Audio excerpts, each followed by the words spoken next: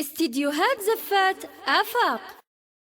جديد تنفيذ استديوهات آفاق. أقبلت ذيك العنود ودق وطبل التحية،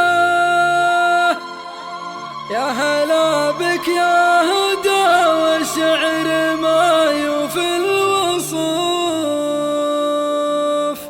استديوهات زفات آفاق. بشيله وصب الشاذلية في فرح بنت النشامة غطرفت جمع الصفوف.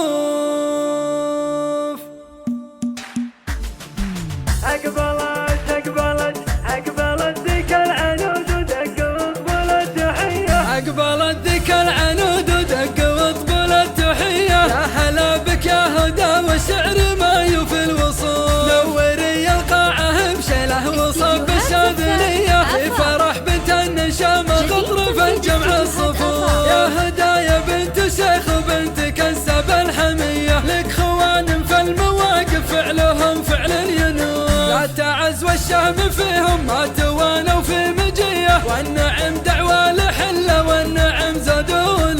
في فرح من هي تميز كان يتبعها سرية، أصلها من بيت عز واصلها دوم معروف. بنت ربع في المواقف عندهم حل القضية، كل منهم مثل شيخ وما حسب كل الظروف. في وصفك بتغنى الشعر يهدي لك هدية، نادرة يوم الجمال وخلي العالم يشوف. الشعر ليل تجلى طية من فوق الطية، والعيون عيون ظبي طب في المرتع يحوم. القصايد فيك هلت بالمعاني النرجسية، زين تلعت الرقاب وزين تخضب الكفوف. انت خير كل وصف ما حدا سمى سمية، نقطف ازهر المعاني ما حلا ذيك القطوف. لو مدحنا فيك الشعر قال يبقى لي بقية، على صيلة تبتهج في ذكرها كل الحروف. في فرحها كل بيت بقلبي ما فيه زيه، القصايد في كتبنا نفرح بقرع الدفوف. ألف مبروك وعسى دنياك وسنينك هنية، والقصيدة اللي تهيأ حسب تقدير الشفوف. كملت مثل المزونة اللي نخايلها جلية، كأنها ذيك البيارك كأنها لمع السيوف.